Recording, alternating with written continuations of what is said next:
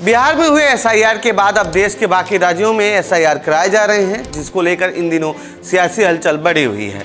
लेकिन इस बीच चौंकाने वाले मामले सामने आ रहे हैं। एसआईआर कर रहे बीएलओ यानी बूथ लेवल ऑफिसर की मौत की वजह से यह प्रक्रिया इन दिनों संदेह के घेरे में है। कुल मिलाकर अभी तक इस प्रक्रिया से जुड़े 11 बीएलओ की मौत हो चुकी है।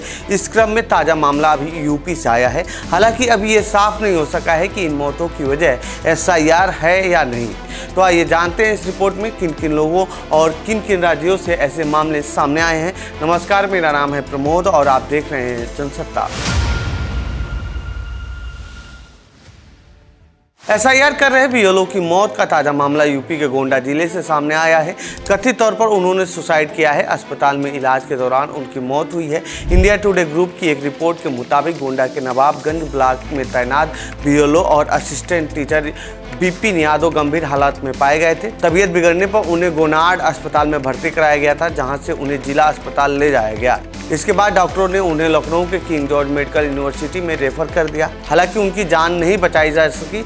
विपिन का एक वीडियो सोशल मीडिया पर वायरल हो रहा है, जिसमें उन्होंने एसडीएम लेखपाल और वीडियो पर दबाव डालने का आरोप लगाया है। हालांकि वहां के डीएम ने मीडिया को बताया है कि इस मामले की जाँच की जा रही है।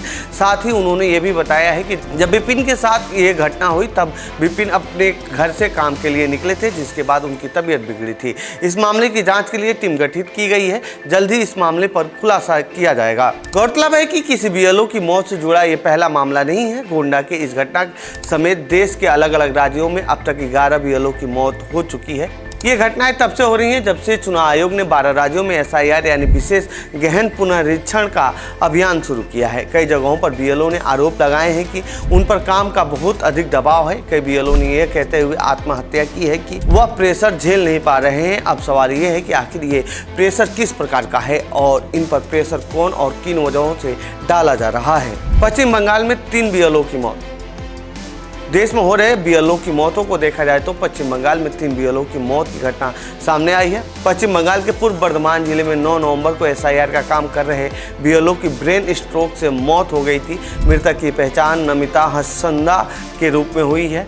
वहीं पश्चिम बंगाल के जलपाईगुड़ी जिले में भी एक बीएलओ ने आत्महत्या कर लिया था। मृतक शांतिमणि एका माल बाजार की रहने वाली थी। घटना से कुछ दिनों पहले उन्हें बीएलओ के रूप में एसआईआर की ड्यूटी सौंपी गई थी। इसके अलावा पश्चिम बंगाल के नदिया जिले की रहने वाली 53 साल की बीएलओ रिंकू तरफदार ने शनिवार यानी 22 नवंबर को कथित तौर पर सुसाइड कर लिया। कथित तौर पर उनके घर में एक लेटर भी मिला, जिसमें उन्होंने चुनाव आयोग को दोषी ठहराया था। गुजरात में भी 3 बीएलओ की मौत। बीजेपी शासित गुजरात में भी 3 बीएलओ की मौत का मामला सामने आया है। गुजरात के सोमनाथ जिले के एक बीएलओ की मौत हुई है। मृतक का नाम अरविंद वाढेर बताया जा रहा है। कथित तौर पर 20 नवंबर को सुसाइड कर लिया। वो कोडीनार तालुका के छारा गांव में बीएलओ के तौर पर एसआईआर का काम देख रहे थे। वहीं गुजरात के ही खेड़ा जिले में 19 नवंबर की देर रात एक बीएलओ की दिल का दौरा पड़ने से मौत हो गई। मृतक की पहचान कपड़वंज की नवापुरी प्राथमिक विद्यालय के प्रिंसिपल रमेश भाई परमार के रूप में हुई। इसके अलावा गुजरात के सूरत शहर में एक 26 साल की बीएलओ डिंकल सिंगोडावाला अपने आवास के वॉशरूम में मृत पाई गई। आशंका जताई जा रही है कि वॉशरूम में जहरीली गैस जमा हो गई थी, जिससे यह घटना हुई। वह सूरत नगर निगम यानी एसएमसी में टेक्निकल असिस्टेंट थी। राजस्थान में 2 बीएलओ की मौत।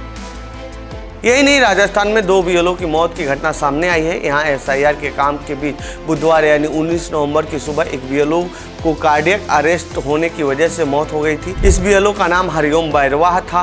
राजस्थान की राजधानी जयपुर में भी एक सरकारी स्कूल टीचर ने 16 नवंबर को कथित तौर पर आत्महत्या कर लिया। मुकेश जांगीर नाम के इस टीचर को भी एसआईआर की ड्यूटी में लगाई गई थी। परिवार का आरोप है कि काम के बोझ और समय सीमा के दबाव ने मुकेश को आत्महत्या के लिए मजबूर किया। इसके अलावा केरल और मध्य प्रदेश में भी एक बीएलओ की मौत की घटना सामने आई है। हालांकि ये साफ नहीं हो सका है कि इन मौतों के पीछे वजहें क्या रही हैं। इस मामले की जांच अभी की जा रही है। फिलहाल इस रिपोर्ट में इतना ही। बाकी देश दुनिया की खबरों के लिए बने रहिए जनसत्ता के साथ। धन्यवाद।